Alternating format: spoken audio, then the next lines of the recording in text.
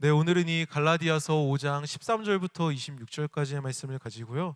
세상에 존재하는 영적 공동체라는 제목으로 하나님의 말씀을 같이 나누어 보려고 합니다. 여러분, 오늘 우리가 읽은 이 갈라디아서 말씀은 사도 바울이 갈라디아라는 지역에 있는 교회를 향해 쓴 편지입니다. 그래서 우리가 잘 알고 있는 종교개혁자 마틴 루터는 로마서와 더불어서 이 갈라디아서를 신약의 교과서다 라고 이야기할 만큼 굉장히 중요하게 평가하고 있어요.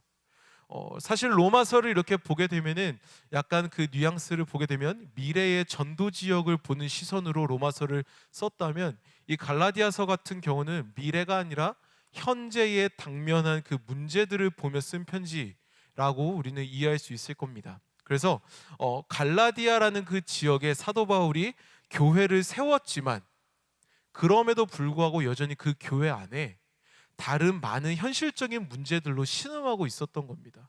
그래서 그 중에서도 많은 문제들이 있었지만, 그 갈라디아 교회에서 있었던 가장 큰 문제 하나를 꼽아보려면 유대주의자들의 주장이라고 할 수 있습니다.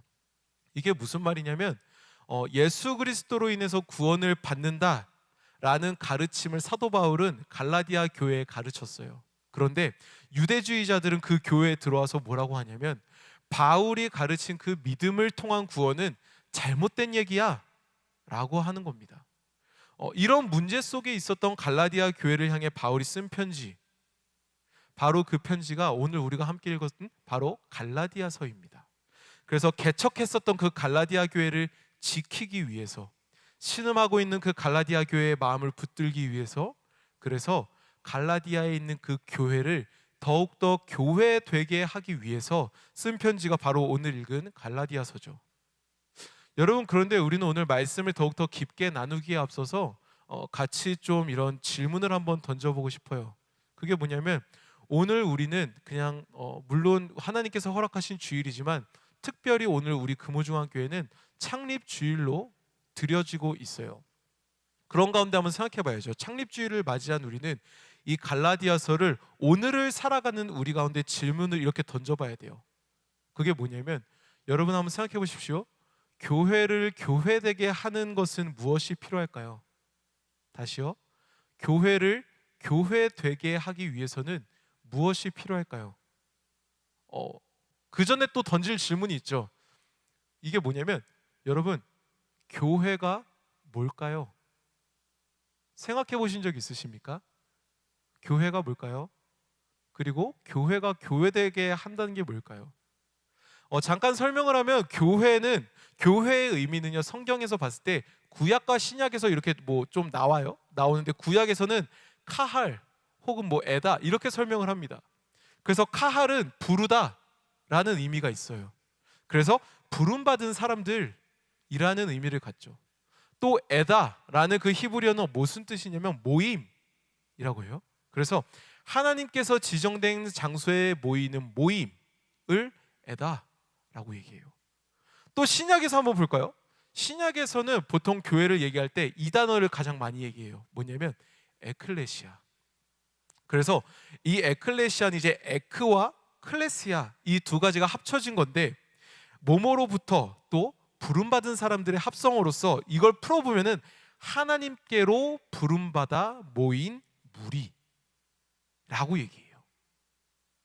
그래서 사도 바울은요, 고린도전서 1장 2절에서 그 고린도 교회에 있는 성도들을 향해서 부를 때에 뭐라고 부르냐면 이렇게 부릅니다. 제가 한번 읽어드려 볼게요. 눈으로 따라 보세요. 고린도전서 1장 2절입니다.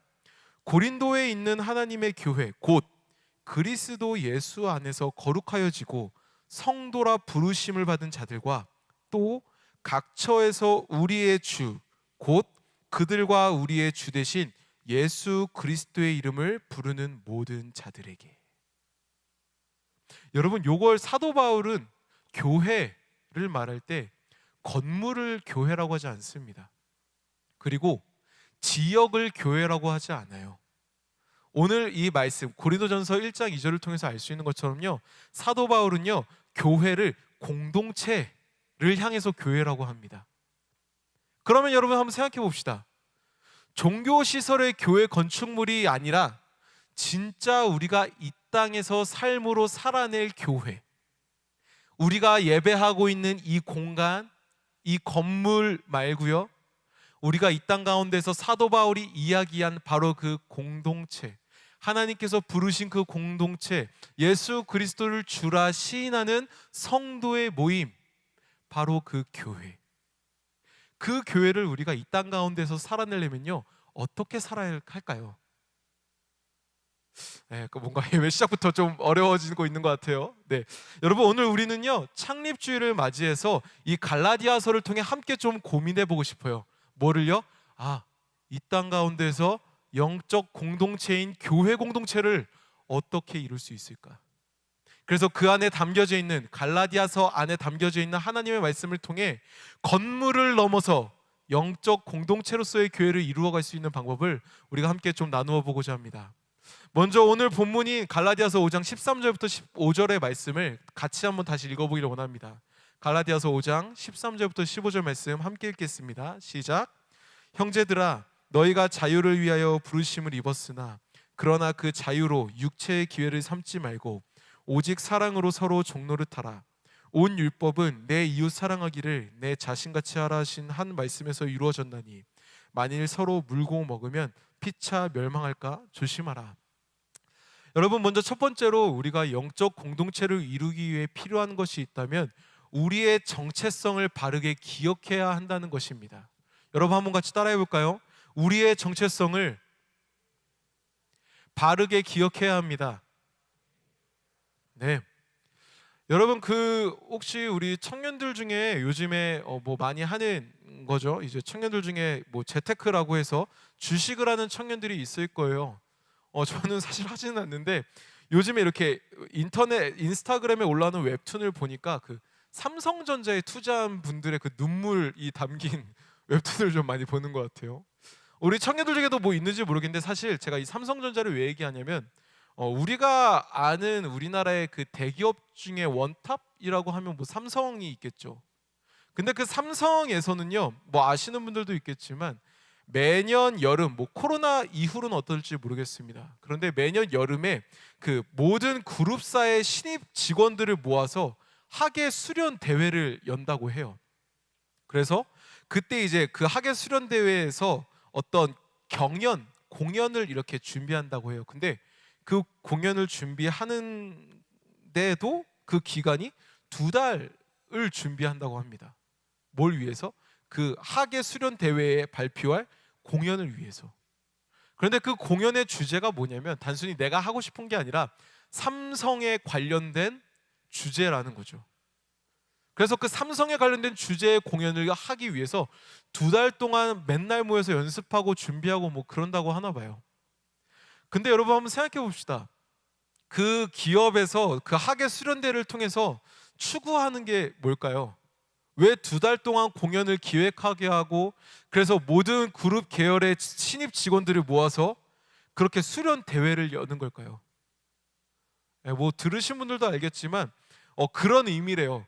몸속의 피를 푸른 피로 바꾸기 위해서 그런 학예 수련 대회를 갖는다고 합니다. 그러니까 뭐 굳이 푸른 피라고 얘기하는데 뭐 애사심, 뭐 자긍심, 그런 것들을 이렇게 끌어올리기 위한 방편으로서 그런 행사를 한다는 거죠.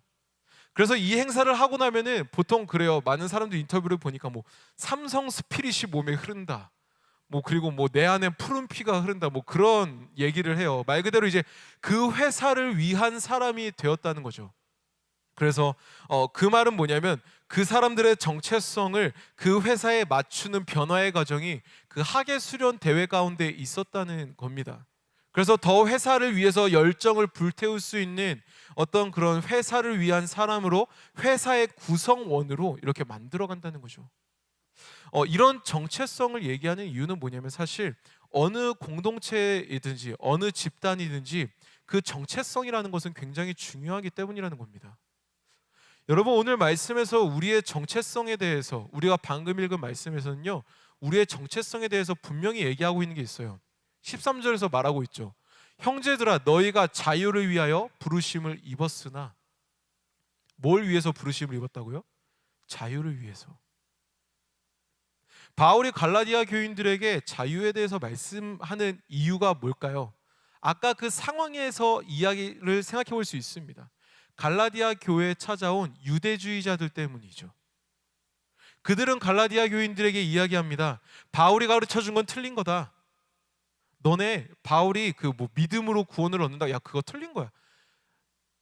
갈라디아 사람 잘 들어. 너네 율법을 지켜야지만이 구원을 받아. 남자들 무조건 할례 받아야지. 율법을 안 지키고 어떻게 구원을 받아? 라고 이야기했던 게 유대주의자들이었습니다. 갈라디아 교회에 그들이 들어온 거예요. 결국 그들은요, 예수 그리스도가 아니라 율법에 매여야만 구원에 이를 수 있다라고 갈라디아 교인들에게 이야기하고 있었던 겁니다. 근데 여러분, 우리가 여기서 잘 알아야 돼요. 뭐냐면 율법이 무조건 나쁜 게 아니라는 겁니다. 율법은 무조건 나쁜 게 아니에요. 율법은요, 하나님께서 우리로 하여금 하나님의 백성이 되기 위해서 주신 약간 뭐 가이드라인이랄까요, 내비게이션이랄까요, 그런 용도로서 쓰여졌던 게 율법이에요. 율법을 무시하며 마음대로 살면 안 되죠. 율법을 주신 그 율법 안에 담겨져 있는 그 하나님의 마음을 우리는 날마다 묵상하고 그것을 지키려고 애쓰며 살아야 되는 모습이 우리 안에 필요합니다. 그런데 중요한 게 있다면요, 네, 예수 그리스도께서 이 땅에 오심으로 그 율법은 완성되었다는 거죠. 바로 여기서 유대주의자들, 유대인들의 잘못이, 큰 잘못이 드러나는 겁니다. 유대인들은 율법을 분명히 지켰습니다. 굉장히 철저히 지켰어요. 하지만 그들은 율법은 지켰을지 몰라도 예수님의 존재는 몰랐어요. 십자가를 이해하지 못했고요, 예수님을 몰랐어요. 그는 우리 왕이 아니라, 그는 우리의 왕이 아닙니다. 자칭 유대인의 왕입니다 라고 그들은 고백했다는 거예요. 그래서 그들은 말하죠.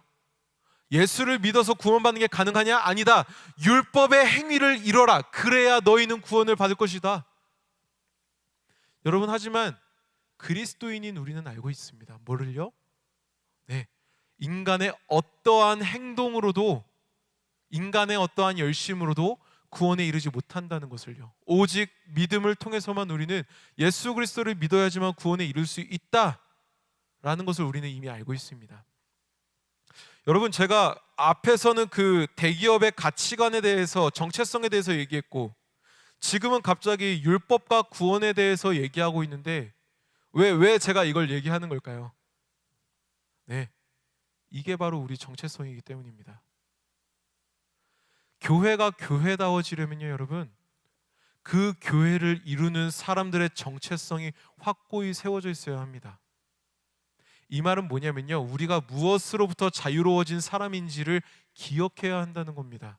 우리가 무엇으로부터 자유케 되어지고 무엇이 나를 위로하며 무엇이 나를 진짜 나로 만드는가, 이걸 우리는 알아야 된다는 거예요. 하나님이 나를 자유케 하고 하나님이 나를 위로하며 하나님이 나를 나답게 하는다, 이 고백을 하는 사람들의 무리가 바로 교회라는 겁니다. 돈이 나를 자유케 하지, 사람의 명예가 나를 높이지, 그래, 술이 나를 위로하지, 이런 사람들이 모인 곳은요, 교회라고 할 수 없습니다. 교회는요, 하나님께 기준이 맞추어진 곳, 하나님을 기준으로 모인 곳, 그래서 그 하나님 안에서 문제를 해결하려 노력하고 그 하나님을 따라 살아가려고 노력하는 사람들의 무리, 모임, 그것을 교회라고 합니다. 그래서 우리는 기억해야 됩니다. 하나님이 나를 자유케 하지, 하나님이 나를 위로하시지, 하나님이 나에게 새 힘을 주시지, 그래서 하나님이 나를 나답게 만드시지, 이 고백을 드리는 자들, 그게 바로 그리스도인들이고 그 사람들이 모인 공동체, 그게 바로 교회라는 겁니다. 그런데 여러분, 기억해야 됩니다. 조심해야 됩니다. 뭐냐면 개인 플레이 하라는 게 아니에요. 나만 하나님과 관계 맺으면 되지, 나만 하나님에게 위로받으면 되지, 나만 나답게 하나님 앞에 인정받으면 되지, 요런 게 아니라는 겁니다. 그러면요, 네, 함께 공동체를 이뤄가라는 겁니다. 우리 청년들 참 힘들어할 수 있지만 개인 과제가 아니라 팀플 과제라는 겁니다. 함께 이루어가는 것이라는 거죠. 사도 바울은요, 오늘 본문 13절 후반부에서 분명하고 명확하게 이렇게 얘기합니다. 뭐라고 할까요? 네, 사랑으로 서로 종노릇하라. 뭐라고요? 사랑으로 서로 종노릇하라고요. 이겁니다. 낮은 곳으로 가서 섬기라는 겁니다. 사랑하라는 겁니다. 나만 종노릇하는 것이 아니라 서로 종노릇하라는 겁니다. 여러분, 사도 바울은 왜 이런 얘기를 했을까요? 네, 예수님께서 그렇게 하셨기 때문입니다. 예수 그리스도께서 그 삶을 살아내셨기 때문입니다. 그 예수 그리스도를 따르는 게 교회의 공동체이기 때문입니다. 예수님을 닮아서 그분의 삶의 모습을 실천하며 서로 사랑하고 서로 섬기는 것, 이게 바로 예수 스피릿 아닐까요? 삼성에게는 삼성 스피릿이 있다면 우리에게는, 교회에게는 예수 스피릿이 있죠. 저는 사실 이런 예수 스피릿 막 이런 얘기를 하면 가슴이 뜨거워집니다.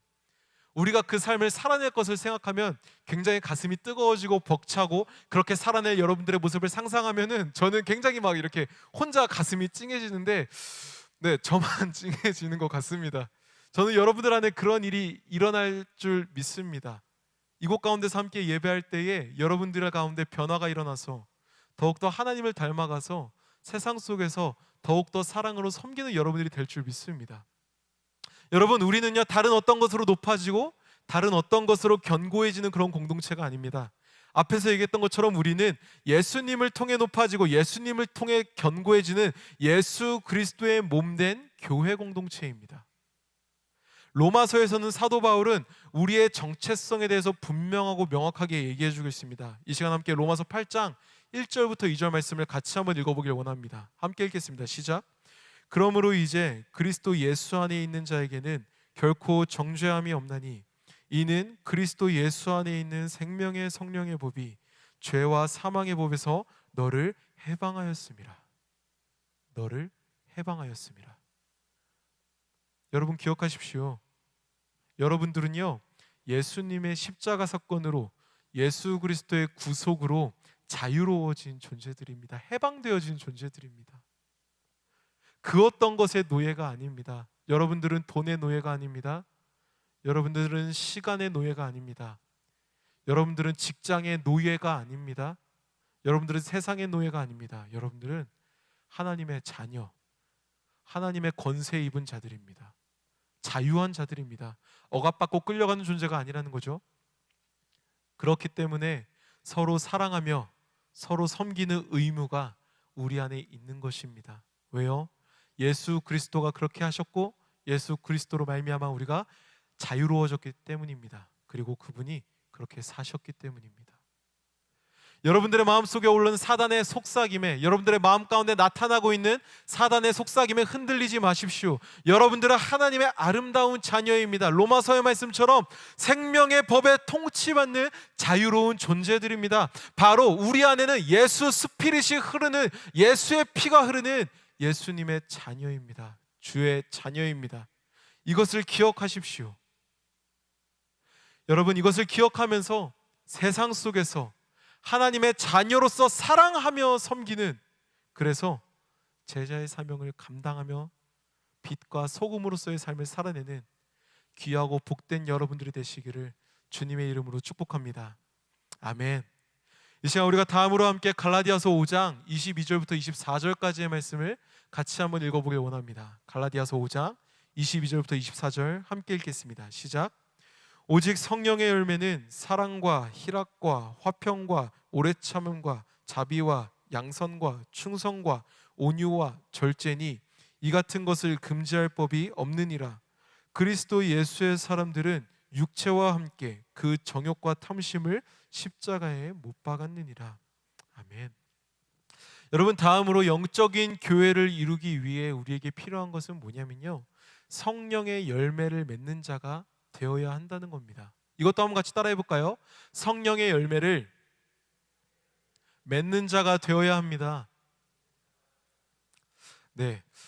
여러분, 제가 주중에 이렇게 살면서 지내면서 SNS로 이렇게 뉴스를, 이렇게 페이스북으로 뉴스를 보던 중에 신기한 영상을 하나 봤어요. 그게 뭐냐면 그 몬테네그로 아세요? 몬테네그로라는 곳 아시죠? 네. 그곳에 나무가 하나 있어요. 나무가 하나 있는데 그냥 나무가 아니라 물을 뿜어내는 나무가 있다고 해요. 혹시 보신 분 있을지 모르겠는데 제가 그 짧은 영상 한 1분 정도 되는 영상인데 그 영상 같이 보고 계속해서 말씀 나누도록 하겠습니다.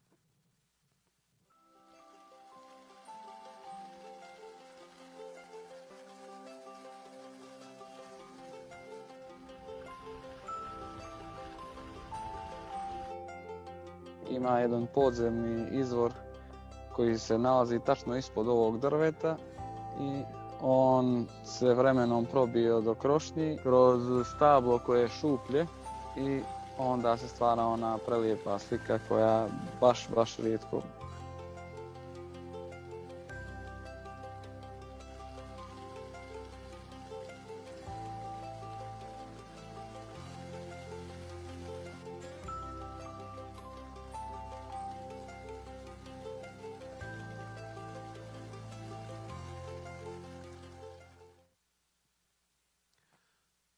네, 제가 이 BBC 코리아 뉴스에서 이렇게 마주했던 영상인데요. 저 나무에서 영상에서도 나왔지만 저 나무에서 물이 나올 수 있는 이유, 가장 근본적인 이유가 있다면 뭐라고 했죠? 그 나무 밑에 지하샘이 있기 때문이래요. 그래서 뭐 하루나 이틀밖에 안 되긴 하지만 이제 폭설이나 폭우가 내리고 난 뒤에 이제 지하샘에 그 물들이 가득 차게 되고 그 가득 찬 물이 나무의 틈을 통해서 압력차로 인해서 이렇게 밖으로 막 나온다는 겁니다. 근데 여러분 한번 우리가 상상해 볼까요? 만약에 저 나무 밑에 그러니까 폭설이나 폭우가 안 내려서 물이 없다라고 하면은 어떨까요? 저 나무에서 물이 나올 수 있을까요? 없죠. 물이 안 나올 겁니다. 또 반대로 영상에서 본 것처럼 그 안에 그 밑에 물이 가득 채워져 있었기 때문에 나무는 물을 뿜어낼 수 있었던 겁니다. 이건 참 영상을 보면 당연히 이렇게 이해할 수 있는데 사실 저도 이 영상을 보면서 성령의 열매도 어쩌면 우리의 삶에서 우리의 신앙에서 성령의 열매도 이와 같다라는 걸 좀 생각해 본 것 같습니다. 여러분 오늘 말씀 22절부터는요 유명한 성령의 9가지 열매가 등장합니다. 그런데 이게 앞에서 보면요 이 말씀을 좀 성경책에 있으신 분들은 성경책을 같이 보시면 이 말씀, 이 성령의 9가지 열매가 등장하는데 그 앞에 나오는 게 하나 있다면 육체의 일에 대해서 이게 대조되면서 등장을 해요. 우리는 여기서 이제 알아야 돼요. 왜 성령의 열매 이전에 육체의 일이 대조돼서 나왔지? 성령의 열매는 육체의 일과는 함께 갈 수 없는 거구나. 뭐라고요?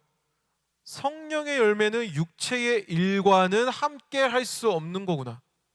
그 뜻은 19절부터 21절까지 나왔었던 육체의 일들은 성령의 열매와는 전혀 상관이 없는 거구나. 여러분 육체의 일 뭐라고 나와 있습니까? 음행, 더러움, 방탕, 우상숭배, 미신, 이렇게 나와서 질투, 술 취함, 흥청망청 먹고 마시며 노는 그런 것들이 나와 있죠. 근데 여러분 한번 잘 보세요. 좀 제가 이렇게 묶어서 정리를 해드릴게요. 음행, 더러움, 방탕 이거는 어떤 죄악이라고 볼 수 있냐면요 성적인 죄악으로 묶을 수 있습니다.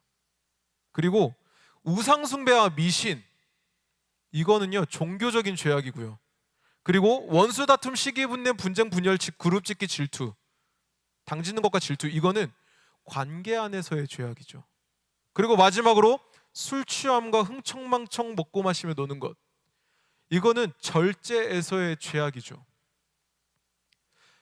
여러분 사도 바울은요 얘기해주고 있어요. 뭘 얘기하고 있습니까? 성령의 열매를 맺는 사람은요 육체의 일과는요 전혀 상관이 없는 사람이라고요. 성령의 열매를 맺는 사람들은요 육체의 일에는 관심이 없는 사람이라는 겁니다. 왜입니까? 그 사람들 즉 그리스도 예수의 사람들은 육체와 함께 정욕과 탐심을 십자가에 못 박았기 때문에 라고 오늘 말씀 24절에서는 증언하고 있기 때문입니다. 다른데 이렇게 좀 감춰놓고 이렇게 좀 이런 표현이 저급한데 짬박아 놓은 게 아니라요 이거를 들어다가 못 내려오게 십자가에 못 박았다고요. 다시는 내려오지 못하게. 그렇기 때문에 상관이 없다는 겁니다. 그런데 여러분, 우리 생각해 봐야죠.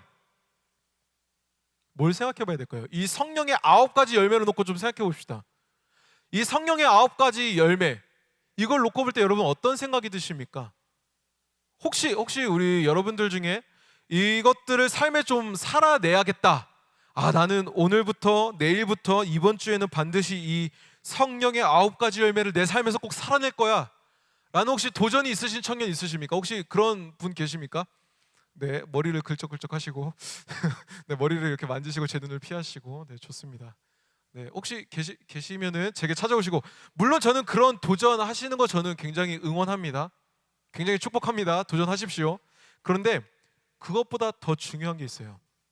그게 뭐냐면, 우리가 한 번 더 생각해 봐야 돼요. 이 성령의 열매들을 삶으로 살아내면 어떤 모습일까? 사랑, 희락, 화평, 오래 참음, 자비, 양선, 충성, 온유, 절제, 이런 것들, 이런 것들을 삶으로 살아내면 어떤 모습일까? 어쩌면 우리가 이 성령의 9가지 열매를 삶으로 살아내려고 하는데 이것을 굉장히 이렇게 탁 나가지 못하는 이유는 그것에 대한 명확한 모델이 없기 때문일 수도 있습니다. 어떻게 살면 이걸 살아낼 수 있을까? 네, 우리에게 아주 좋은 모델이 한 분 계시죠. 바로 예수 그리스도입니다. 예수 그리스도죠. 답은 예수 그리스도입니다. 답 간단하죠? 하나밖에 없습니다. 우리에게 답은 예수 그리스도밖에 없어요. 아마 여러분들의 머리 가운데도 이미 있었을 거예요. 생각 가운데, 마음 가운데 이미 떠올렸을 겁니다. 이렇게 사시면 예수 그리스도겠지. 여러분 기억하세요. 여러분들의 마음밭에요, 여러분들의 삶의 그 텃밭에 무엇을 심느냐에 따라 그 작물은 달라질 수밖에 없습니다. 그렇죠? 19절에 나오는 육체의 정욕의 씨앗을 여러분들의 삶에 심으면요, 그거에 마땅한 결과가 나올 겁니다. 정욕도 나오고, 쾌락도 나오고, 성도 나오고, 술 취함도, 방탕함도 나오고, 다 나오겠죠. 하지만 반대로 예수 그리스도의 그 씨앗을 심는다면 그 결과들이 나오겠죠. 성령의 9가지 열매들 나오겠죠. 우리는 어쩌면, 근데 아까 얘기했던 것처럼 우리는 어쩌면 이 답을 이미 예상했을 수 있습니다. 전도사님이 그러면 저거에 대한 답은 예수 그리스도라고 얘기하시겠네. 전도사님께서 저걸 저렇게 했으니까 그러면 성령의 9가지 열매 그거 지켜야겠네. 우리는 이미 머릿속에, 마음속에, 생각 속에 이렇게 떠올렸을 수 있어요. 근데 여러분 한번 생각해 보세요. 제가 던진 그 질문에 대한 답을 여러분들이 이미 예상했다. 그리고 여러분들이 제가 던진 질문에 대해서 이미 그 결과값을 알고 있다 라는 건 무슨 뜻일까요? 심오해지죠. 이게 무슨 뜻이냐면요, 간단히 말해서 신앙은 결코 복잡하지 않다는 겁니다. 신앙은요, 여러분, 복잡하지 않습니다. 신앙은요, 단순합니다. 정말 단순해요. 예수 그리스도만 따르면 됩니다. 쉽죠? 그런데 문제가 있죠. 이걸 잘 분별하셔야 돼요. 신앙은 어렵진 않지만 문제가 있다면 힘들죠. 예수 그리스도의 모습대로 살아야 된다는 걸 알지만, 머릿속으로 알고 있고 어릴 때부터 이미 많이 들어왔지만 그것을 내가 모르는 게 아니라 사는 게 힘들죠. 그게 맞습니다. 사는 게 힘든 거 맞습니다. 왜 힘들까요? 여러분들이 약해서요? 여러분들이 부족해서요? 저는 잘 모르겠습니다. 하지만 오늘 말씀에서는 이렇게 얘기하고 있습니다. 갈라디아서 5장 17절 우리가 같이 한번 읽어보길 원합니다. 갈라디아서 5장 17절 함께 읽겠습니다. 시작. 육체의 소욕은 성령을 거스르고 성령은 육체를 거스르나니 이 둘이 서로 대적함으로 너희가 원하는 것을 하지 못하게 하려 함이니라. 아멘. 여러분, 이겁니다. 우리 안에 있는 성령과 여전히 우리 안에 남아있는 죄된 본성, 이 두 개가 끊임없이 부딪히고 있기 때문에 그래요. 예. 내가 못나서가 아니라, 내가 부족해서가 아니라요, 우리 안에 여전히 성령님도 계시고 우리 안에 여전히 죄된 본성이 남아있는데 이 두 가지가 계속해서 싸우고 있기 때문에 그렇다는 거예요. 하나님을 향한 신앙의 선택을 하는 게 힘든 일이라는 것을 나만 아는 게 아니라 오늘 갈라디아서를 쓴 사도 바울도 아셔요. 국룰이라는 거죠. 신앙생활 힘든 거 국룰입니다. 단순하지만 힘들다는 게 국룰이에요. 이걸 여러분 기억하셔야 돼요. 심지어 그 원인까지 사도 바울은 알고 있다는 거죠. 우리는 분명히 알아야 됩니다. 우리가 신앙생활을 할 때 방해하는 세력이 우리 안에 있다는 것을 여러분들 반드시 기억하셔야 됩니다. 그냥 오늘은 좀 피곤하네, 오늘은 좀 집중이 이게 아니에요. 집중을 못하게 하는 그 악한 영이 있다는 겁니다. 잠을 오게 하는 악한 영이 있다는 것이고요, 예배에 집중하지 못하게 하는 악한 영이 분명히 있다는 겁니다. 우리와 하나님과의 관계를 방해하는 그 악한 영이 분명히 있다고 이야기하고 있는 겁니다. 그것이 뭐라고요? 육체의 소욕이요. 그래서 우리가 요즘에 청년부에서 나누고 있는 그 창조 타락 구속의 책에서는 이걸 뭐라고 얘기하냐면요, 영적 전쟁이라고 얘기하고 있습니다. 단순히 우리의 영혼 안에서만 일어나는 것을 넘어서 우리가 살아가고 있는 이 세상 속에서도 여전히 영적 전쟁이 일어나고 있다라는 겁니다. 분명히 하나님께서 지으신 이 창조 세계인데 사단이 그것을 틈타 붙들어 들어가서 하나님의 아닌 다른 모습으로 왜곡시키고 있는 것, 그래서 우리가 그곳 가운데로 침투해서 들어가 다시 하나님의 형상으로 회복해야 되는 것, 하나님의 모습으로 따라가야 되는 것, 이것을 영적 전쟁이라고 얘기합니다. 여러분 그런 경험 있으십니까? 하나님께 집중하고 싶은데 집중할 수 없을 때, 나 진짜 예배에 마음 먹고 열심히 드리고 싶은데 집중이 안 될 때, 나 하나님의 말씀 진짜 집중해서 듣고 싶은데 집중이 안 될 때, 나 진짜 오늘 예배 가고 싶은데 마음이 안 열릴 때, 나 진짜 하나님 말씀 봐야지 라고 했는데 자꾸 마음속에 다른 마음이 올라올 때, 여러분 기억하십시오. 하나님께 집중하고 싶은데 집중하지 못하도록 방해하는 영적인 존재는 분명히 존재합니다. 하나님과의 관계를 더 깊게 만들고 싶은데 그것을 방해하는 영적인 존재가 분명히 존재한다는 겁니다. 예배 때 다른 생각을 떠올리게 하는 영적인 존재가 있다는 겁니다. 하나님과의 관계를 방해하는 영적인 존재가 분명히 있다는 겁니다. 우리는 그러한 영적인 존재, 즉 사단을 예수 그리스도의 능력으로 힘입어 밀어내야 됩니다. 분별해서 멀리해야 됩니다. 그냥 오늘 컨디션 안 좋네라고 넘어갈 것이 아니라 영적 전쟁해야 된다는 겁니다. 싸워 이겨야 한다는 겁니다. 밀어내야 된다는 겁니다. 그런 모습이 필요하다는 거죠. 하나님과의 관계를 방해하는 육체의 일을 멀리하고 예수 그리스도를 가까이 하는, 능동적으로 가까이 하려고 애쓰는 우리가 되어야 한다는 겁니다. 그래서 성령의 공동체, 영적 공동체를 이 시대 속에서 우리는 세워가야 한다는 거죠. 그것이 바로 이 땅 가운데 필요한 교회의 모습인 겁니다. 그것이 없기 때문에 이 땅 가운데에서 모든 교회가 그렇지는 않지만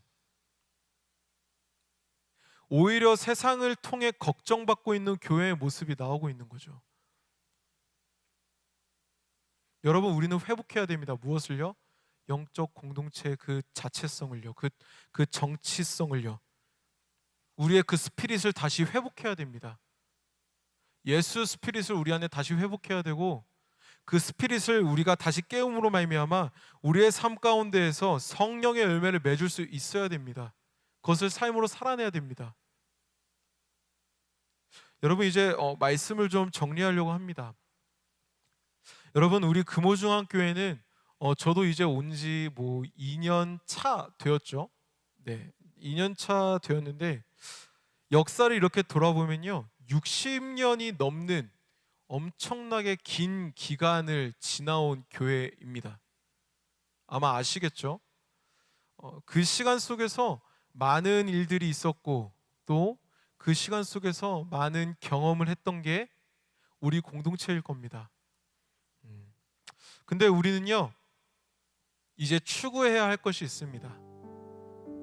그것이 뭐냐면 다른 어떤 공동체가 아니라 우리의 믿음의 선배들이 지켜왔었던, 그리고 지금도 우리가 어떻게든 지키려고 힘쓰고 있는 그 예수 그리스도의 공동체, 그 영적 공동체를 우리는 이제 우리가 세워가야 됩니다. 우리가 추구해야 되고요, 우리가 그것을 갈망해야 하고요, 그래서 우리가 그것들을 새롭게 만들어가야 합니다. 예수 스피릿이 흐르는 우리의 정체성을 여러분 기억하십시오. 예수 그리스도를 심어 성령의 열매를 맺는 우리가 되어야 함을 여러분 기억하십시오. 그래서 단순히 사람의 공동체가 되는 것이 아니라, 종교의 공동체가 되는 것이 아니라 하나님의 영, 성령의 공동체를 이루는 우리가 되어야 합니다. 여러분, 제가 마지막으로 여러분들에게 에베소서 4장에 있는 말씀을 좀 읽어드리려고 합니다. 에베소서 4장 1절부터 4절에 있는 말씀인데, 이 말씀을 여러분들 가슴에 꼭 새겼으면 좋겠습니다. 가슴에 새기시고 이 말씀을 좀 제가 읽어드리도록 하겠습니다. 에베소서입니다. 그러므로 주 안에서 갇힌 내가 너희를 권하노니 너희가 부르심을 받은 일에 합당하게 행하여 모든 겸손과 온유로 하고 오래 참음으로 사랑 가운데에서 서로 용납하고 평안에 매는 줄로 성령이 하나 되게 하신 것을 힘써 지키라. 몸이 하나요 성령도 한 분이시니 이와 같이 너희가 부르심의 한 소망 안에서 부르심을 받았느니라. 아멘. 여러분들을 초청합니다. 여러분들을 초청합니다. 영적 공동체를 만드는 이 과정 가운데 저는 여러분들을 초청합니다. 여러분, 함께 그 공동체를 만들어 갑시다. 함께 기도하고, 함께 찬양하고, 함께 세상 속에서 고민하며 어떻게 하면 하나님의 나라를 만들어갈 수 있을까? 어떻게 하면 예배를 더욱더 예배답게 만들 수 있을까? 어떻게 하면 무너진 자들을 회복시킬 수 있을까? 어떻게 하면 복음으로 말미암아 이 땅 가운데에 빛과 소금으로서의 그 사명을 감당해낼 수 있을까? 그런 영적인 공동체 만들어가는데 여러분들을 초청합니다. 여러분, 함께 합시다. 함께 합시다. 그래서 우리 가운데 역사하시는 하나님을 통해 세상 속에서 억눌린 자들이, 돈으로 병든 자들이, 권력으로 눈먼 자들이 이 공동체 안에서 회복되어지는, 그렇게 하나님의 영광을 함께 바라보는 역사가 영적인 공동체로 바뀌어져가는 우리 안에 일어나게 될 줄 주님의 이름으로 축복합니다. 아멘. 여러분, 이 시간 우리가 함께 이 갈라디아서의 말씀, 또한 에베소서에 있는 이 말씀, 로마서에 있는 이 말씀을 함께 의지해서 같이 좀 이렇게 기도하길 원합니다. 먼저 기도하실 때 여러분들의 마음을 위해서 좀 기도하고 싶습니다. 여러분들의 지금의 신앙을 돌아보면서 좀 기도하고 싶습니다. 여러분들과 하나님과의 그 관계 안에서 방해하고 있는 것이 있다면 무엇이 있습니까? 하나님 앞으로 나아가게 함에 있어서 방해하는 세력이 있다면 뭐가 있습니까? 이 시간 그것을 놓고 기도하길 원합니다. 고린도후서 3장 17절에서 이렇게 얘기합니다. 주는 영이시니 주의 영이 계신 곳에는 자유가 있느니라. 주는 영이시니 주의 영이 계신 곳에는 자유가 있느니라. 이 시간 함께 이렇게 기도합시다. 주님, 나의 영을 자유케 하여 주시옵소서. 세상의 기준에 짓눌려 살아가는 내가 되는 것이 아니라 하나님 앞에 자유한 자임을 내가 기억하게 하여 주시옵소서. 삶의 모든 순간 속에 함께 하시는, 나를 사랑하시는 그 하나님만 힘입어 살아가는 그런 내가 되길 원하오니 주님, 나의 마음 가운데 찾아와 주시사 나의 마음을 자유함이 있는 그곳으로 인도하여 주시옵소서라고 이 시간 같이 하나님 앞에 기도하며 나가도록 하겠습니다. 기도하시겠습니다. 아버지 하나님, 이 시간 우리가 함께 말씀을 나누며 하나님 앞에 기도하며 나아갈 수 있도록 인도해 주시면 감사합니다. 아버지 하나님, 고린도후서의 말씀에 나와 있는 것처럼 주는 영이시니 주의 영이 계신 곳에는 자유가 있다 말씀하셨습니다. 하나님, 우리의 영을 주께 맡겨드리며 나아갑니다. 우리의 마음을 주께 올려드리며 나아갑니다. 주님의 영이 있는 그곳으로 우리를 인도하여 주시옵소서. 세상 가운데에는 자유가 있지 않습니다. 돈 가운데에는 자유가 있지 않습니다. 명예 가운데에는 자유가 자유가 있지 않습니다. 오직 주의 영이 계신 그곳 가운데에는 자유가 있음을 우리가 고백함으로 나아갑니다. 말씀 가운데 있는 그곳 가운데에는 자유가 있는 줄로 믿음으로 나아갑니다. 찬양이 있는 그곳 가운데에는 자유가 있음을 고백함으로 나아갑니다. 믿음으로 나아갑니다.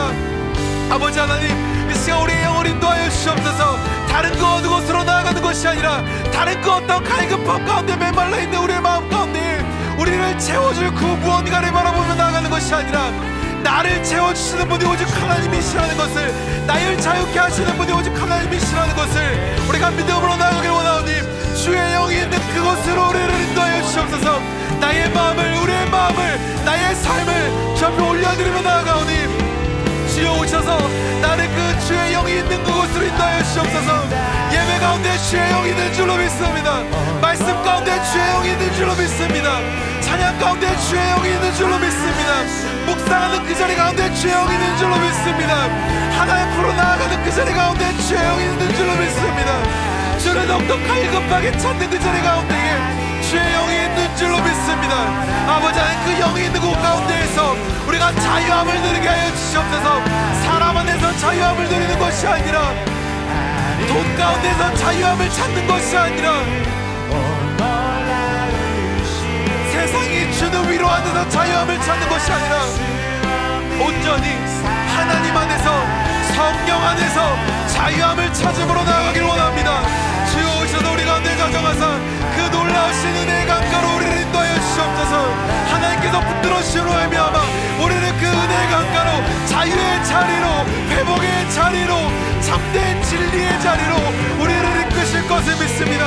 주여 오셔서 우리의 영을 이끄시고 붙드시사 자유의 자리를 이끄시고 주의 영이 계신 그곳으로 우리를 인도하여 주시옵소서.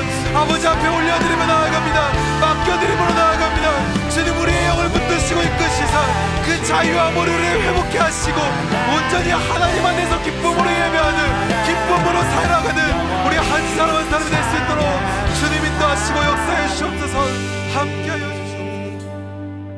여러분, 이 시간 우리가 함께 다시 한번 같이 기도할 때에는 우리 함께 예배한 우리 금호중앙교회 공동체를 위해서, 우리 함께 예배한 우리 청년부 공동체를 위해서 다시 한번 같이 기도하길 원합니다. 이 시간 기도할 때 이렇게 기도합시다. 주님, 우리 금호중앙교회를 지금까지 오늘까지 인도해 주심에 감사합니다. 주님 앞에 간절히 기도하오니 이전에 허락하여 주신 크신 은혜를 우리의 앞으로의 걸음에도 부어 주시옵소서. 온전히 하나님 안에서 하나님이 기뻐하시는 영적 공동체, 예배 공동체가 우리가 되기를 소망합니다. 주여 오셔서 우리 공동체를 붙드시고 인도하시사 하나님의 뜻을 삶으로 살아내는, 열방 가운데 하나님의 영광을 드러내는 우리가 되게 하여 주시옵소서라고 이 시간 주의 이름을 한번 크게 부르짖으신 후에 같이 한번 간절히 기도하며 나가도록 하겠습니다. 함께 기도하겠습니다. 주여, 주님, 우리의 공동체를 주께 맡겨드리며 나아갑니다. 우리 가운데 함께하여 주시옵소서. 우리를 인도하신 하나님, 우리를 이곳 가운데 부르신 하나님, 우리를 끝까지 붙드심으로 말미암아 교회를 세우게 하시고 예배를 드리게 하시고, 그래서 이 땅을 섬기게 하신 하나님, 우리가 그 하나님의 은혜를 더욱더 간절히 찾으며 나아갑니다. 주여, 이전에 우리의 신앙의 선배들 가운데 허락하신 그 하나님의 은혜를 우리 가운데에도 충만하게 부어주시옵소서. 영적 공동체를 우리가 세우는 자들이 되기를 원합니다. 느헤미야의 담대함이, 에스라의 담대함이 우리 가운데 넘쳐 흐르기를 소망합니다. 주여, 이 시간 우리의 마음 가운데, 우리 한 사람 한 사람의 신령 가운데, 우리 그 마음이 모인 우리 공동체 가운데에 주님께서 함께하여 주셔서 오직 하나님 안에서 기쁨의 공동체를 이루어가는 우리가 되게 하여 주시옵소서. 하나님의 뜻을 삶으로 나타내는 우리가 되게 하소서. 열방 가운데 하나님의 영광을 드러내는 우리가 되게 하여 주시옵소서. 눈물 흘리는 자들의 눈물을 닦는 우리가 되게 하시고 무너진 자들의 무릎을 함께 세우는 우리가 되게 하여 주옵시며, 열방 가운데에서 하나님의 나라를 전하는 우리가 되게 하여 주시옵소서. 주님, 그렇습니다. 우리가 하나님의 공동체입니다. 우리가 은혜의 공동체입니다. 우리가 성령의 공동체입니다. 우리가 예배의 공동체입니다. 우리가 예수 그리스도의 십자가의 공동체입니다. 다른 어떤 공동체가 아니라 하나님의 은혜의 공동체임을 고백하오니 주여 오셔서 우리 가운데 저정하사 충만한 은혜로 우리를 붙들어 주시옵소서. 충만한 은혜로 우리를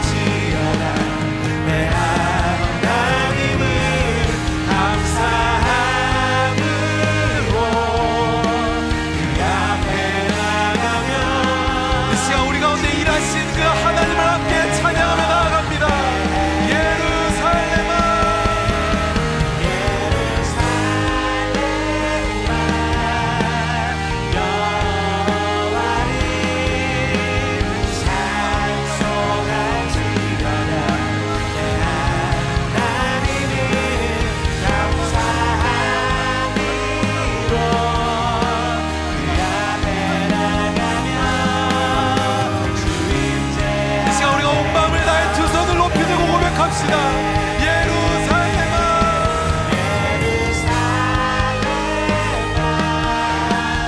여호와를 찬송할지어다. 내 하나님을 감사함으로 그 앞에 나가면 이 시간 우리의 영을 깨우며 같이 고백합니다. 예루살렘아 예루살렘아 여호와를 찬송할지어다. 내 하나님을 감사함으로 그 앞에 나가면 주님의 앞에 경배해.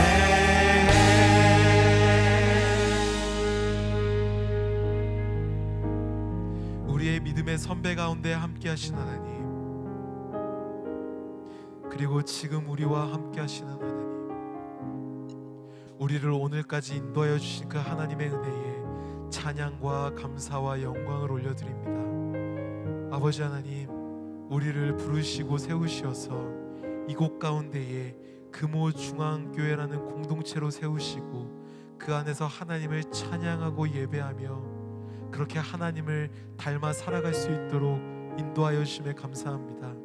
주님, 이제 우리가 이 세상 속에서 우리의 삶의 자리 가운데에서 영적인 교회, 영적 공동체를 우리가 세워가기를 소망합니다.